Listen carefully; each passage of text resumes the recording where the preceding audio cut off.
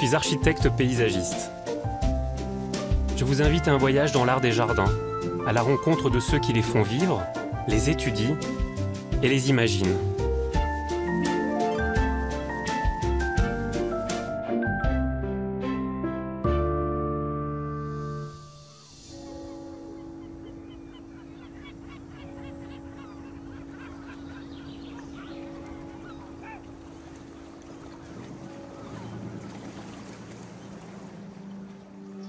En face du petit port de Tréguier, dans les Côtes d'Armor, l'atmosphère mystérieuse du jardin de Kerdalo me donne l'impression de pénétrer en pleine forêt tropicale, dans un tableau vivant.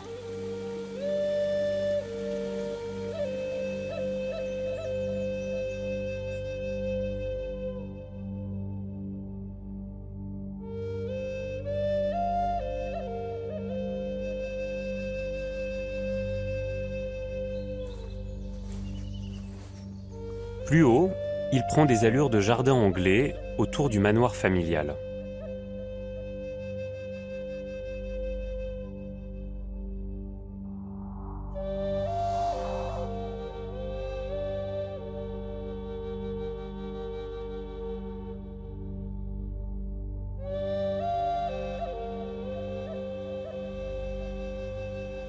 Dans un terrain abandonné à la brume, Kerdalo est créé à partir de 1965 par Peter Volkonski, un Russe, aristocrate et peintre, exilé en France. Il va mettre 30 ans à composer un jardin qui fait la synthèse entre son amour de l'art et sa passion pour la botanique.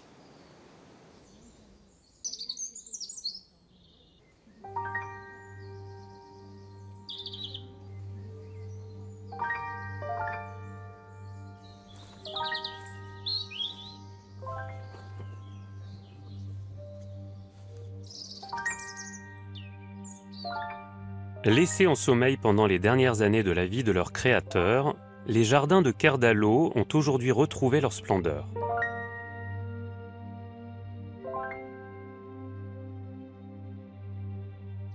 Isabelle est la fille de Peter Volkonski. C'est elle qui poursuit désormais l'œuvre de son père, avec l'aide de son mari, Timothy Vaughan, paysagiste, et de 3 jardiniers. Isabelle, là on est un peu dans l'emblème de Kerdalo, les 4 carrés. Dans quel état étaient ces jardins quand vous les avez repris en main? Ils étaient dans un très mauvais état. Très abîmés? Très, très abîmés parce qu'on avait eu des inondations abominables.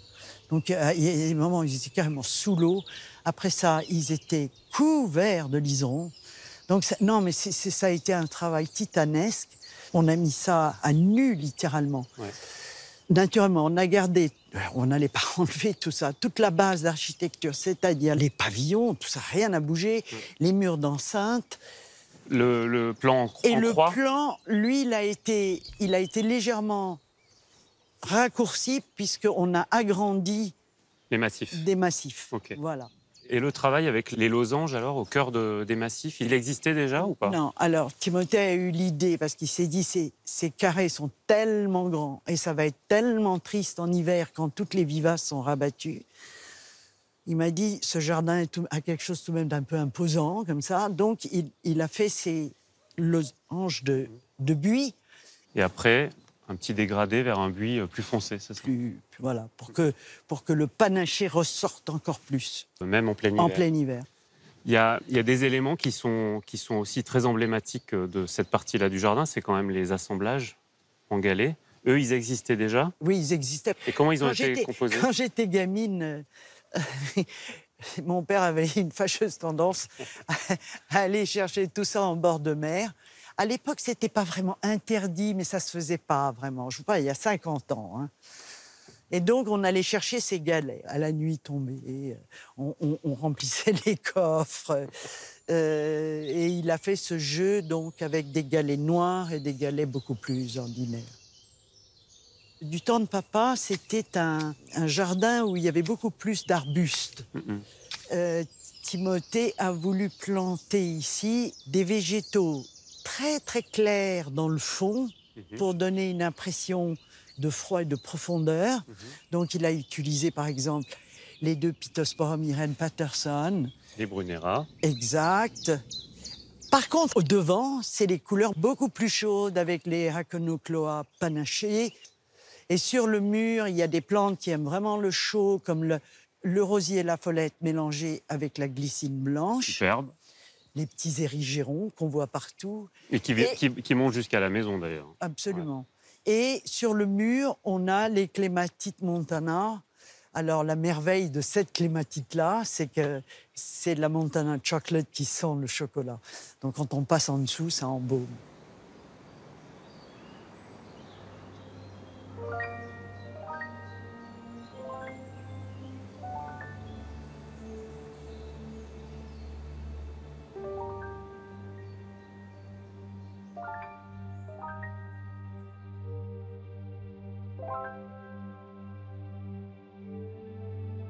Les 4 carrés ont fait la réputation de Kerdalo. Ils font face au manoir adossé à 3 terrasses plantées. La vallée haute protège des vents du nord et accueille les premiers bassins, la pagode et son canal. La forêt s'ouvre sur une grande lande dorée. Plus bas, un étang alimente une série de bassins qui traversent une forêt de rhododendrons jusqu'à la grotte italienne.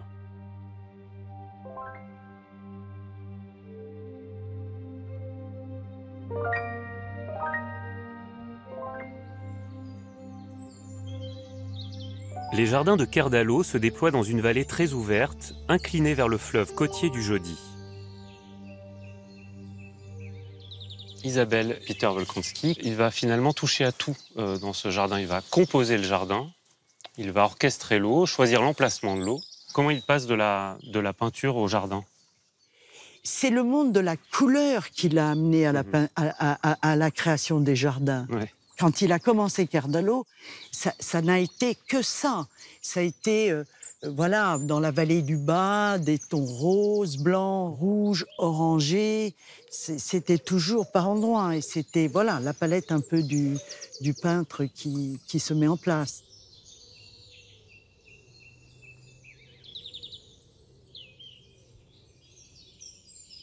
À l'époque, j'étais enfant. Et on allait souvent en Bretagne, et lui, il en profitait pour venir peindre.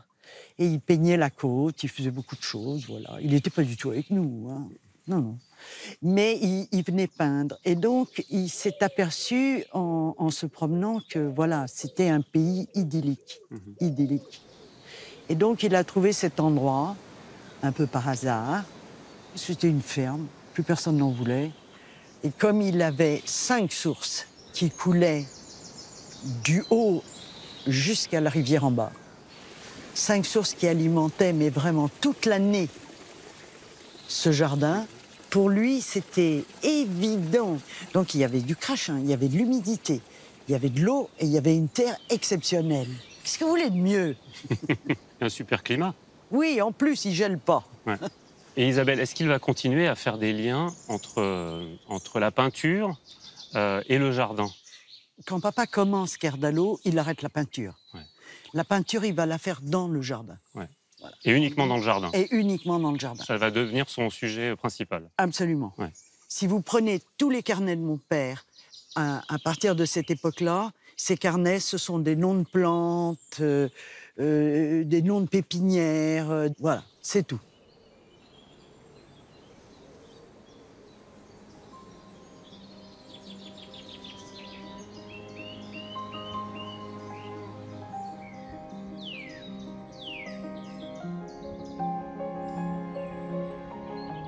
Éric Orsena est écrivain et académicien.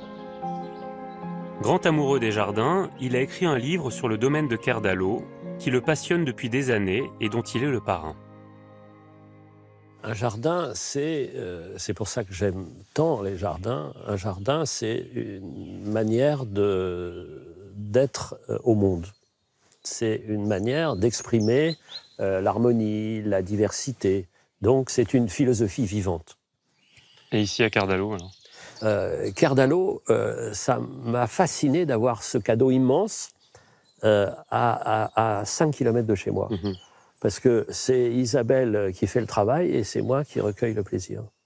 Et Kerdalo, c'est évidemment la Bretagne, mais c'est aussi l'Angleterre, parce que toute une partie du jardin est assez anglais. C'est beaucoup Et l'Angleterre. c'est beaucoup l'Angleterre, mais pas seulement. Puisque juste de l'autre côté de ce logis, on a le Midi qui est là. Donc, ce que j'aime, c'est en une seule promenade de 2-3 heures, on salue l'Europe.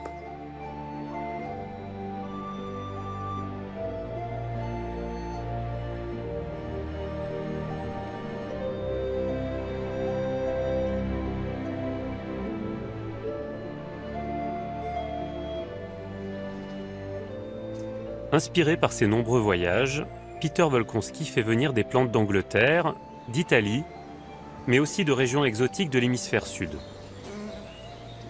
Le climat tempéré de Bretagne a rendu possible cette incroyable acclimatation.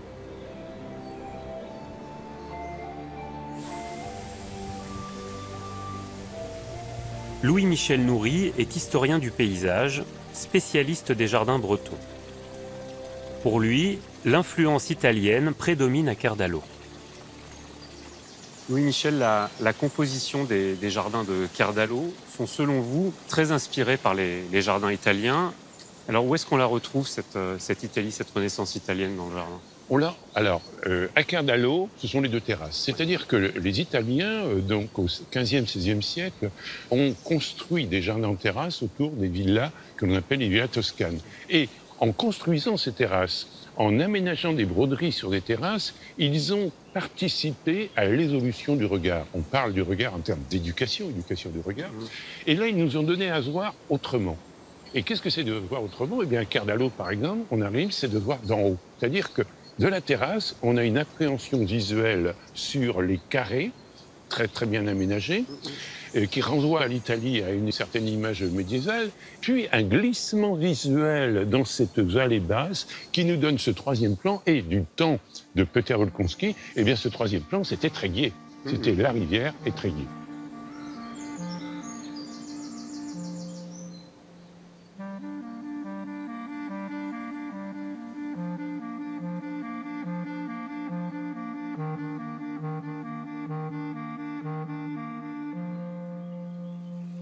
Et pourtant, quand on regarde l'architecture du manoir, quand on regarde le décalage du sens de l'eau avec l'orientation du bâtiment, quand on regarde l'extravagance de la végétation, on est plutôt transporté en Grande-Bretagne. En tout cas, c'est comme ça que moi, je regarde ce jardin. Ah, tout à fait. Et quand on parle de circulation de l'eau, nous sommes dans une vallée. Et cette circulation de l'eau, elle est visible. Elle est visible depuis le début par le bassin. L'eau circule et là, on a une magnifique représentation de circulation à l'italienne. Vous avez ici une mise en cascade qui vous donne une notion de paysage sonore.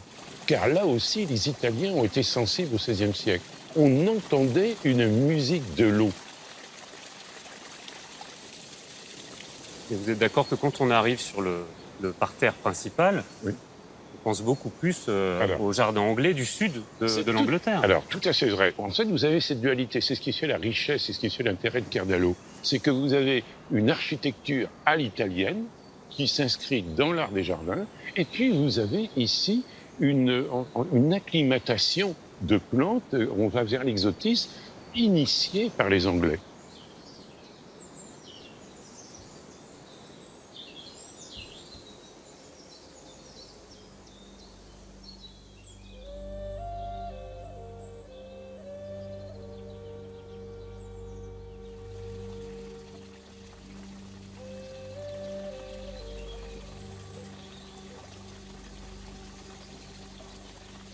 Oui, Michel, on se retrouve ici dans la partie la plus basse du jardin. Et à nouveau, on va retrouver des motifs qui nous rappellent la Renaissance italienne. Voilà, c'est ce qui donne tout son sens à Kerdalo. Kerdalo, c'est l'œuvre d'un homme, c'est quelqu'un qui a voyagé, c'est quelqu'un qui s'est imprégné de la culture des pays qu'il a visités, dont l'Italie. Et donc c'est quelqu'un qui, au lieu de peindre un tableau, eh bien, va exprimer sa conception du monde, sa culture du monde par une succession de scènes. Et là, nous arrivons dans l'intimité. Nous arrivons d'abord accueillis par un paysage sonore, l'eau qui ruisselle, tout à fait donc dans l'ambiance du jardin italien. Et puis, nous avons ici une pénétrante visuelle vers une inconnue, on peut dire, vers ce que j'appelais de l'intimité. Nous arrivons sur une œuvre d'art, elle n'est pas peinte, elle est architecture, c'est une œuvre de Peter. Et tout ça à l'ombre des Gunera. En particulier, vous avez vu la splendeur des Gunera, ils sont dans leur milieu. Il y a l'humidité, il y a l'ombre, ils explosent. Hein. Donc en fait, vous avez une luxuriance qui profite au lieu et vous avez la présence de l'homme. Et là, ce qu'on a sous les yeux, c'est un tableau, vous êtes d'accord? Voilà, tout à fait. Vous avez Peter qui est là et qui nous dit, mais moi, je vais vous peindre par la nature ce que je suis.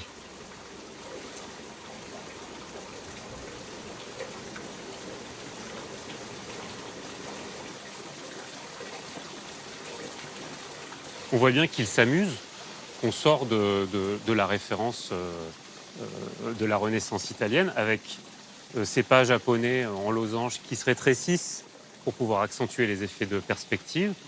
Et puis avec ces motifs de coquillages à l'intérieur de la grotte qui ne représentent pas des figures de la mythologie, comme on pourrait le retrouver justement dans les jardins italiens, mais plutôt des figures païennes, des sorcières et des sirènes. Des figures librement créées. Et c'est vrai que ces pas ne sont pas anodins. C'est-à-dire que d'abord, ils nous donnent visuellement, ils nous donnent à voir l'entrée de la grotte, et il y a cette façon de s'accaparer cette intimité, et ensuite, eh bien, à nous d'interpréter tel qu'on l'entend. De toute façon, Peter n'a pas laissé de message, de description donc précise sur la représentation. Il nous donne à voir, et à nous maintenant, eh bien, de nous imprégner de son œuvre, et puis de jouer cette intimité personnellement. C'est ce qui fait en fait tout l'intérêt de ce jardin. Vous avez le décor, et puis vous avez la rencontre avec l'homme et avec vous-même.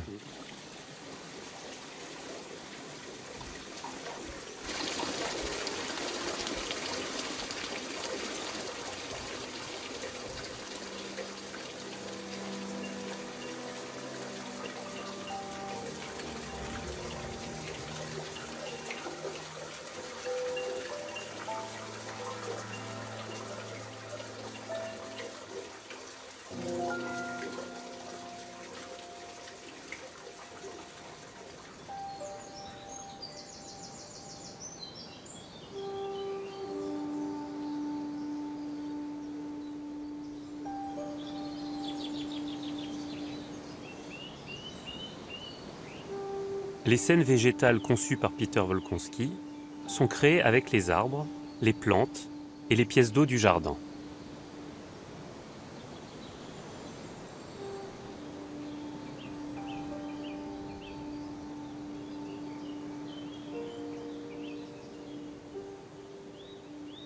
François Monnery est l'un des 3 jardiniers du domaine de Kerdalo.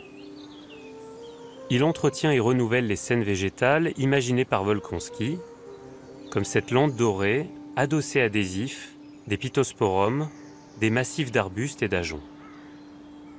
Ce qui est très beau ici, c'est qu'on voit à quel point il est possible de travailler la palette de couleurs simplement avec des arbres. Et la scène qu'on a en face de nous, c'est un véritable tableau. Oui. Monsieur Wolkonski, il a commencé à intégrer d'autres arbustes comme les pittosporums, Qui sont énormes. qui sont vraiment très très gros et qui de loin donnent cet aspect nuageux, quoi, Et tout autour, on va avoir des effets de profondeur de profondeur. grâce à des feuillages plus foncés. Ouais. Les cotinus, entre autres, les arbres à perruques, Au premier plan. en premier plan, permettent de aussi renforcer le côté lumineux qu'il y a en arrière-plan avec les pittosporums. En second plan, on va voir des choses beaucoup plus colonnaires, qui ça plutôt d'inspiration italienne. Mais ici, on n'a pas utilisé des cyprès, on a utilisé des ifs fastigiés, dorés. Qu'on pourrait trouver en Toscane, mais Oui, sauf que là, on est en Bretagne. oui. Mais c'est plus facile d'utiliser l'if en Bretagne, quoi. Et la composition se termine avec le cornus qui est ici. Entre autres, oui, le cornus et les fusains pour redonner encore une touche de couleur très lumineuse. Ah, c'est vraiment un travail de coloriste, en fait.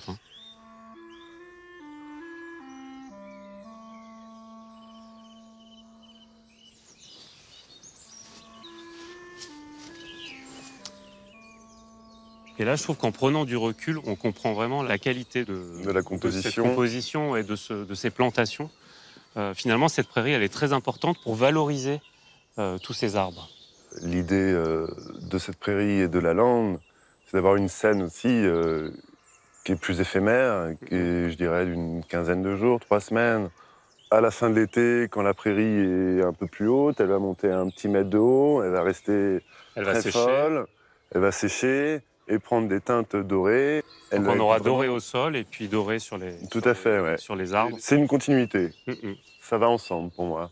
Alors c'est une prairie qui est très belle, dans laquelle on va retrouver quelques ombellifères blanches, Beaucoup d'ombellifères, des petits rumex, là, de de l'oseille. l'oseille, et puis cette graminée, la flouve odorante.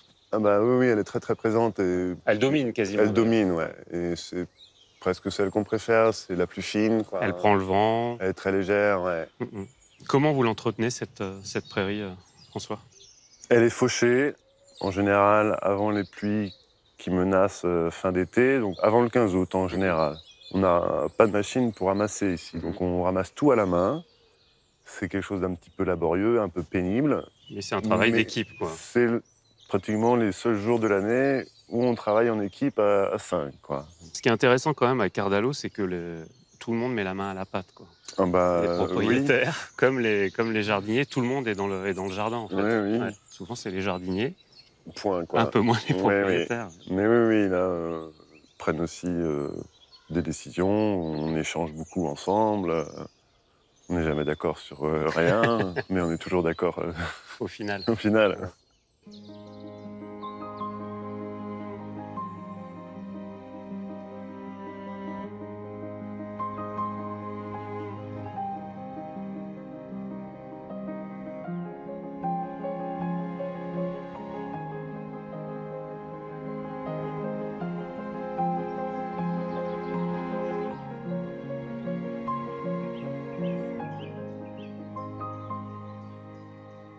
Isabelle, la chance de ce jardin, c'est que son créateur a une fille sensible au jardin, qui a eu la bonne idée d'épouser un mari, Timothy, qui lui aussi était extrêmement sensible au jardin.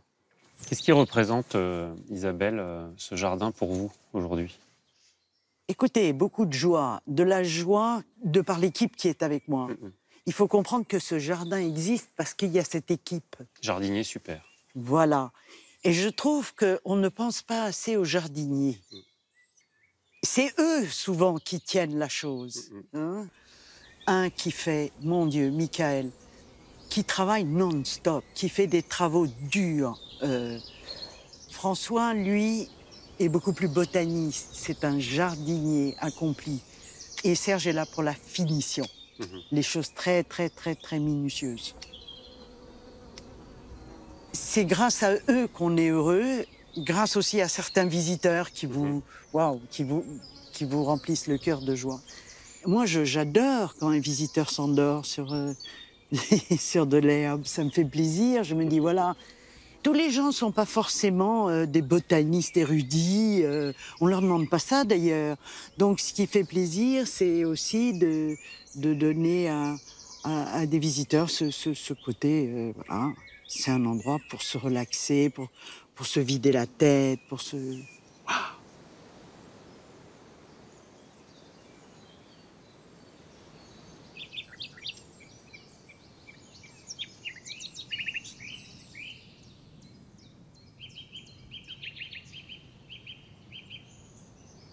Éric, quel lien entretenez-vous avec Cardalo?